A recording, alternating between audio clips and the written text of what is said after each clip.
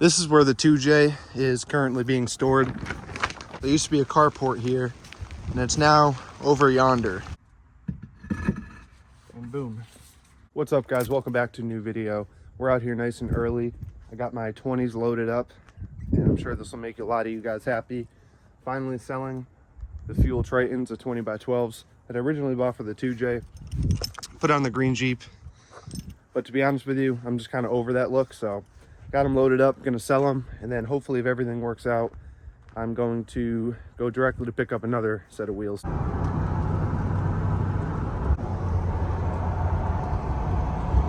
we're on our way to meet this guy. Hopefully he buys these wheels. I mean, I don't see why he wouldn't, but I've tried to sell these things like twice already, and both people backed out after I've already loaded it up on the truck. It's kind of annoying, but it is what it is. That's how marketplace deals are sometimes. I can shoot on over to, I think, Webster, Mass, where I'm gonna pick up a set of 33s. Nothing crazy, kind of more or less like a basic setup for the green Jeep for the winter. I just didn't want to get those all covered in salt and grime from the winter roads. So instead of just letting those wheels sit around, I'm just gonna get rid of them, take some cash, and just go buy another set. I'm also supposed to be picking up some hay bales too, and I'll show you guys what I'm gonna do with those. So we sold the wheels, got some cash, picked up some hay, and I'm gonna show you what we're gonna use that hay for. So you may be wondering why I went and got some hay bales. Well, this is where the 2J is currently being stored. I don't have a garage for the shop and all that fancy stuff. So this is where I store my Jeep for the winter. And up here, like I said, I live up in the mountains where it gets quite windy. And as you can see, my yard goes way back there, and all the wind comes up this way and blows up against the carport. So my solution, these hay bales. So I threw some hay bales down here, hoping that these will stop the wind. Because what was happening is these front and rear flaps were flapping away in the wind because there wasn't much holding it together. Kind of a design flaw. It's a cheap fix, but it works. Until I can get a fancy garage and store this thing in a dry, heated garage. This is the best I got for now. And honestly, I think it's gonna work pretty good because each hay bale is basically sandwiching this tarp together, which was my issue. Each corner would come off every day, and I'd have to be out here fixing it when it's 20 degrees, and it's gonna get really cold this season. And this whole carport was like $400. I really can't complain, and keeps you a little bit out of the elements. At least the 2J will stay dry. That's all I really care about. So now that I sold the 20s, got what I wanted for them, I can't complain for the price. They've been posted on the marketplace for quite some time. So I can't keep the Jeep like this. We're gonna hop in the truck, drive out to Webster, Mass, and I think I'm gonna get a pretty good deal on a set of 33s. They're not anything crazy. They're not as nice as the Fuel Tritons, but they look like they have really good tread. And for the price, I'm getting all 4 of them in a spare for 500 bucks, wheels and tires.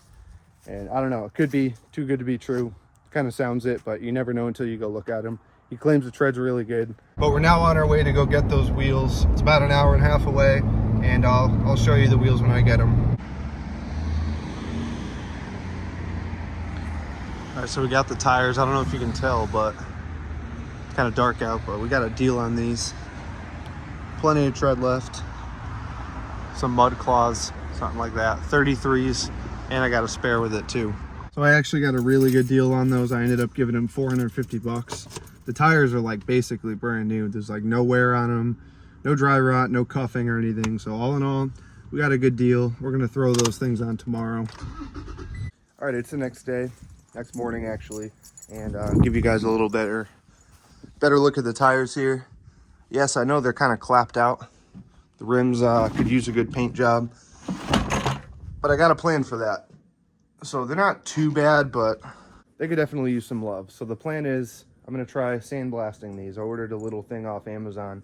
I don't know how good it's gonna be, but apparently it hooks up to an air compressor. You can sandblast it. And yeah, never done that before, so I'm gonna see what that's all about. That should be in a few days, but for now, I'm just gonna get these on the Jeep, see how they look. Like I said, I bought these 1, 2, 3, 4, and then that spare. That tire is different on that spare, but the tires are Mud Claws. They're 33 by 12.5. And as you can tell, the tread is like, I want to say almost new on this. I mean, obviously they're not brand new, but that tread's pretty good. So being that I got these for 450 bucks, you really can't go wrong with that. I'd say that's a steal. Let's get these things on the Jeep.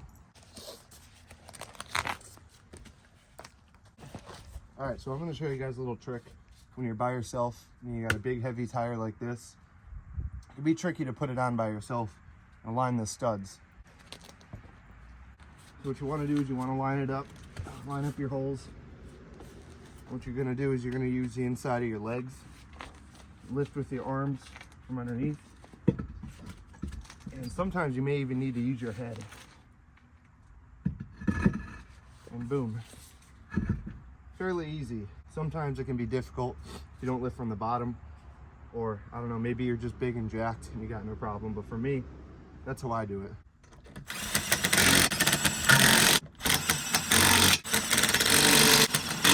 We got the wheels on her. I think it looks pretty good. Again, I know it's just an overall basic setup, but for this Jeep, this one actually sees the trails, and these tires help get me through the winter, get through the snow and whatnot. All we got to do now is just clean these things up, and I'm thinking they'll look really good once I get them sandblasted and painted. But for now, that's how the green Jeep sits. I still got to get my bumper fixed too. That's hopefully going into the shop this week. So that's a stinger that came with the 2JZ. I pulled it off the 2JZ XJ, put it on this Jeep, and a tow truck company actually bent it when they were towing my Jeep. It smashed up against the building.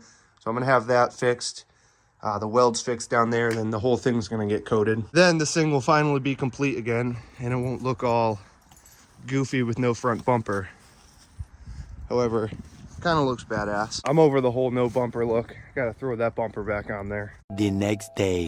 All right, guys, I know this video is literally all over the place. I'm at work right now. I'm heading home to check on my carport where the 2JZ is currently being stored. It's been raining and the wind is absolutely crazy, so I checked my camera and my carport is nowhere to be seen. It's completely gone.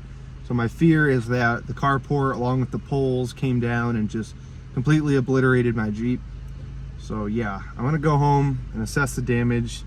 I'll let you guys know how everything is. Something's gotta be broken.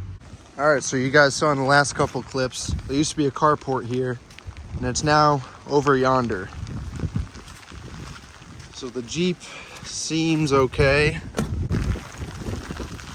Yeah, those are the hay bales that I just got to keep this thing from blowing away, but it looks like the straps came undone. Now my carport's over there, all f***ed up. So it looks like that'll do it for the carport. RIP. Poor Jeep sitting out here in the rain now. What are you gonna do?